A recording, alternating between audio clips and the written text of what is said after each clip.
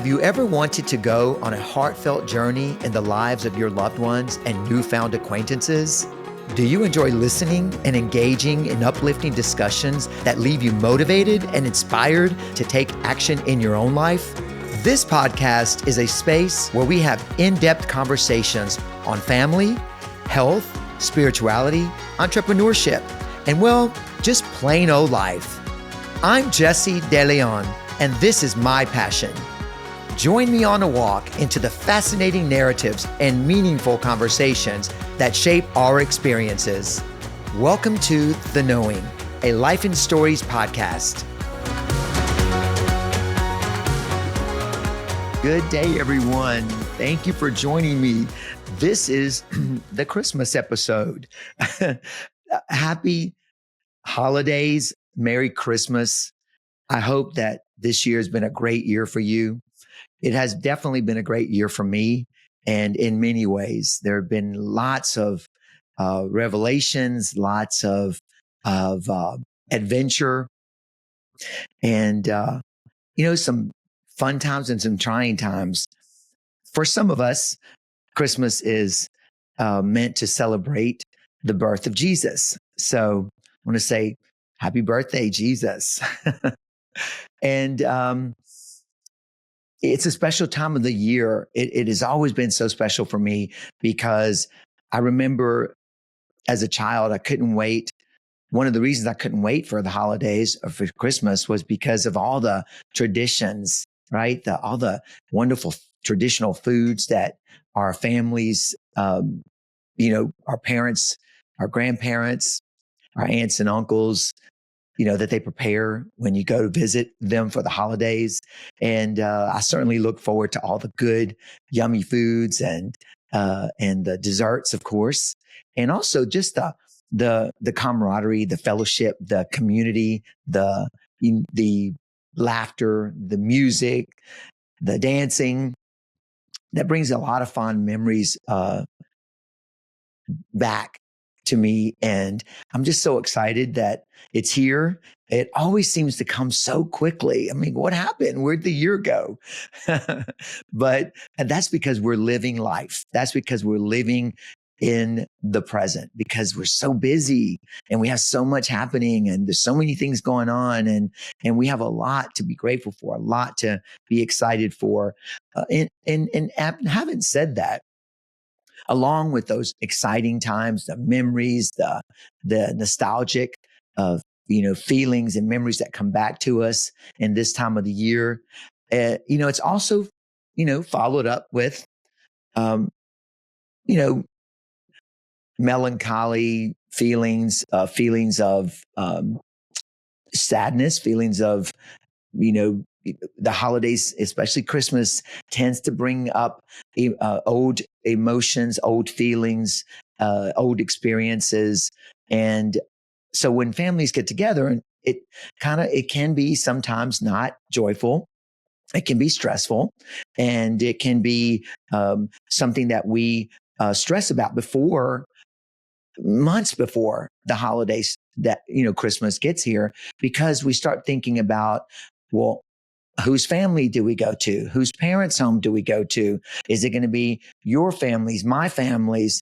And it brings a lot of, tension into our homes, and we don't have to let it.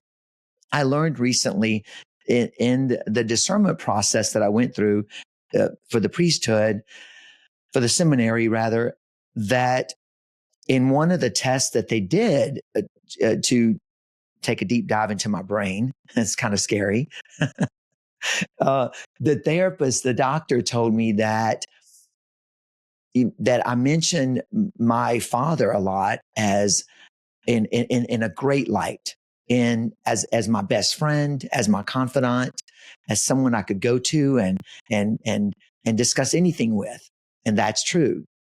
And on the same note, she said, but you also mentioned that, there were times that your dad might not have been always so kind or pleasant.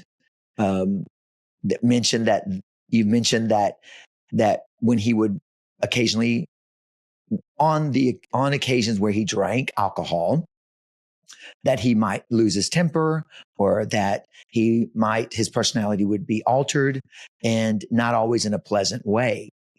And she said, so I'm a little bit confused that if that is what happened, and it might have been a little bit scary or uncomfortable or made you nervous, then it just makes me, the test kind of begs to ask the question, how can both exist at the same time? The love and the friendship and the camaraderie and the respect that you have for your father, and yet, you have this other side of that. Well, that's because that is life, right? That is what happens in life. We're not always our best. We're not always doing the right thing or saying the right thing. And but back to the point I was trying to make about going home for the holidays is, she says that my personality tends to get a little bit rigid. It gets a little bit protective, stoic. And she said that's because you haven't, there are things that you might not have dealt with or have made sense of in your relationship with your dad as it relates to your other siblings and your mother. And there's all these dynamics going on in one's home when we're growing up. And so she says that it would be a good idea to look into those thoughts and those emotions and those feelings, because I'm already, before I walk into a room where I might be uncomfortable, I'm already stressing out before I get there. I'm already prepared and armed with my protective shield or armor, anticipating that it might not be a good experience, or it may not be a good exchange, whether it be with a sibling or a parent or a friend or even a coworker. So I think that's what happens. We're already, especially at Christmas time and even Thanksgiving, we tend to anticipate that it may not go well. Someone may say something that triggers me, and that, it's going to upset me. And we're already expecting that it's not going to be a great experience. So what I'm going to suggest is, what she suggested to me is, start looking into our feelings, look into our thoughts, our memories, and try to understand where it is that we are.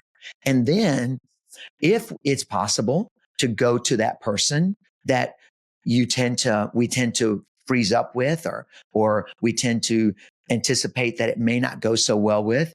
And this has to do a lot with family, because we're going to be with family in a week, right? And a little over a week, it's going to be Christmas Eve. And it ought to be exciting, and it ought to be a beautiful experience. But if it doesn't turn out that way, it's okay too, because that is our humanity, right? It isn't perfect. It's never going to be perfect. But if we can live in the moment, in the present, and maybe go to the person that we think we might have some anxiety or stress with, maybe go to them and have a conversation, and just, if there's something that yourself that you might need to address and apologize for, or maybe address it. And even if you feel you need an apology from that person, maybe go to that person and say, and have a conversation. And perhaps that might help to ease the tension up around this beautiful, blessed and sacred holiday that is meant for us to step outside of ourselves and not make it about ourselves, but rather understand what we're celebrating. It's not the Christmas presents. And yes, that's fun. And I love a good Christmas present. And it's not the food. And yes, I love the good food and the great desserts and the wonderful wine and champagne. If your family, partakes of wine and champagne, and it's a celebratory time. And we can maintain that, and we can hold on to that, and we can keep that, and we can make that what we're focused on, aside from what we're really celebrating. And for me, it's the birth of Jesus. And and it's family and it's community and it's love. And along with all of that, there's the other side, but it's what helped the other side, the not so great times and not so great memories, that those times are actually good to remember sometimes as a reference, so that when we are experiencing beautiful moments, that we can appreciate that it is a beautiful moment. So I just want to say, have a beautiful holiday. Uh, embrace the moment, live in the now, and let's be excited that it's here. It's coming. There's nothing we can do about it. We can't roll back time.